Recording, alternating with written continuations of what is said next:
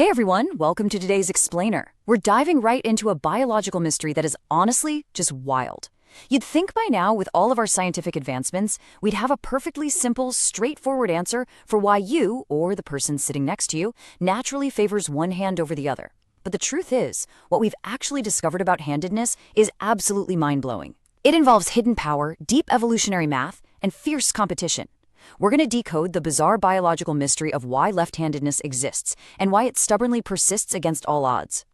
Exactly 10%. If you zoom out and look at the entire human population across the globe, exactly 1 in 10 people, just 10% of us, are left-handed.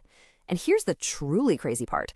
Throughout all of recorded human history, there has literally never been a single society or population where lefties were in the majority. Not one. Plus, if you look at the rest of the animal kingdom, not even our closest chimpanzee relatives show this kind of species-wide preference for one hand over the other. It is totally uniquely human. But the mystery gets deeper. That exact 10% ratio hasn't just been stable for a couple of generations. It has miraculously remained entirely unchanged for at least 500,000 years. So why hasn't this number shifted over hundreds of millennia? Okay, let's dive into this.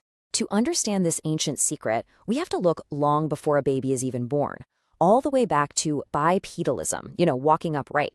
When humans evolved to walk on 2 legs, our hands were suddenly freed up from locomotion. And this literally forced the brain to make a choice about which side to favor for complex tasks. To see this evolutionary mechanism in action, we just have to look at kangaroos. They're actually the only other mammals that show a species-wide hand preference just like us, simply because they also stand upright. But here is a massive twist. The vast majority of kangaroos are actually left-handed. This proves handedness is definitely no modern trend. It's deeply woven right into our evolutionary timeline. I mean, we're talking 2 million-year-old Homo habilis fossils that literally show denser, longer right arm bones from continuous dominant use. Jump forward to 500,000 years ago, and human bones consistently show early established hand dominance. And consider this incredible detail from 130,000 years ago. Neanderthals would hold animal hides in their mouths and scrape them with a stone in their right hand. Every time the stone slipped, it left these diagonal scratches on their teeth. We even see it in ancient cave paintings where artists place their left hand on the wall as a stencil and use their right hand to blow the paint over it. Long before farming or complex language, our brains had already picked a side. Section 1. The genetic dice roll and nature's misdirection. Now, you might initially think handedness is purely genetic, but here is the ultimate misdirection.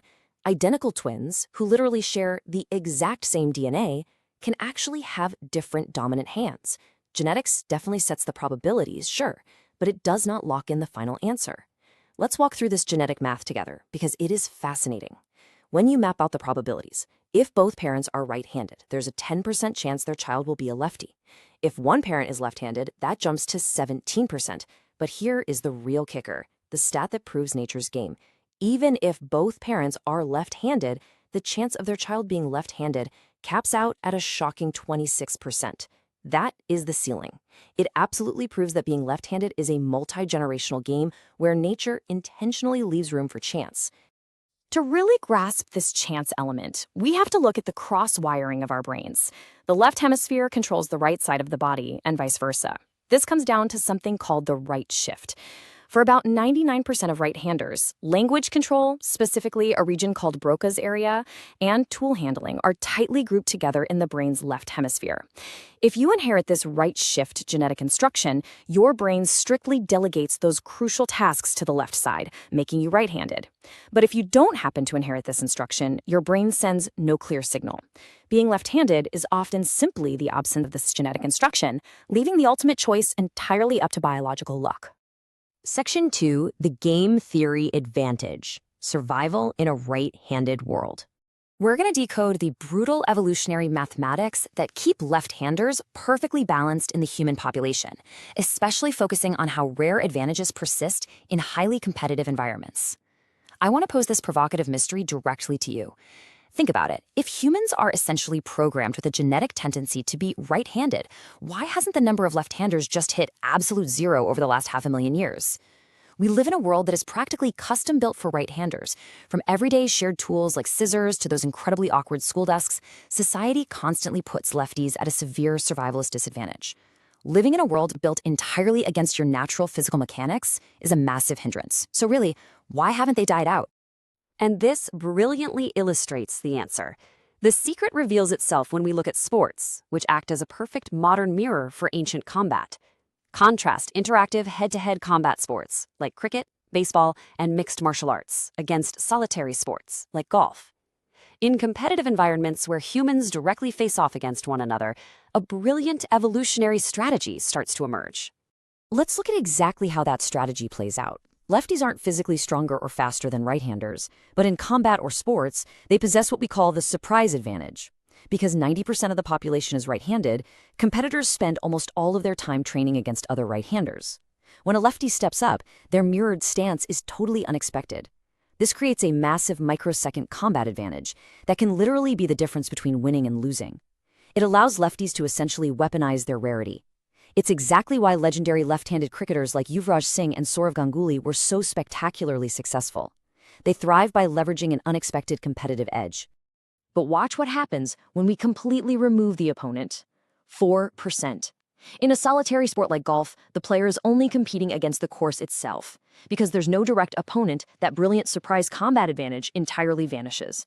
What are lefties left with? Only the frustrating disadvantage of trying to use right-handed equipment. And because of this lack of competitive advantage, the population of lefties at the top levels of golf drops from that natural global average of 10% all the way down to just 4%. So the crucial point is this step-by-step game theory. This is exactly how evolution mathematically maintains a perfect equilibrium of 10%.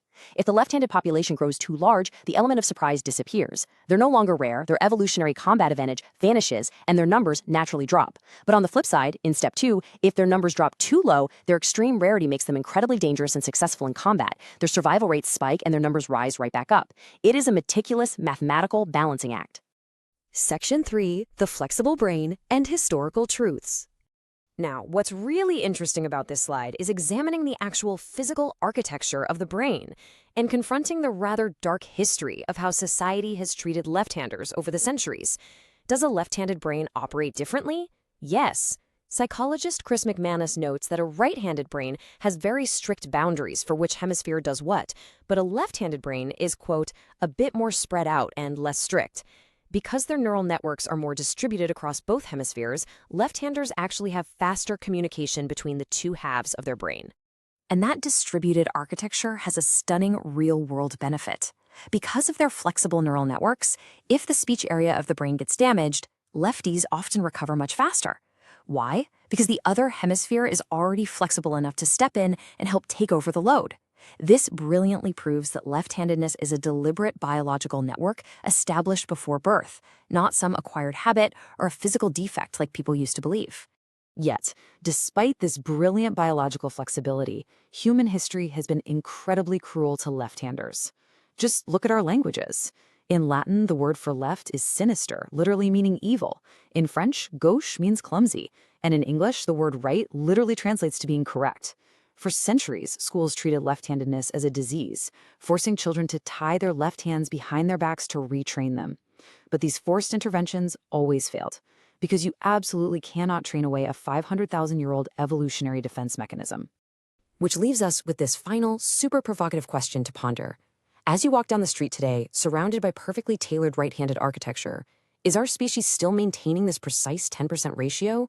Because deep down in our DNA, we're still subconsciously preparing for the unexpected punch? Left-handedness is a beautifully complex mechanism, preserved by the math of nature to keep us competitive and ready for anything. Thank you so much for joining me on this explainer. I hope this completely changes how you view the world and the people around you. Keep questioning everything, and I'll see you next time.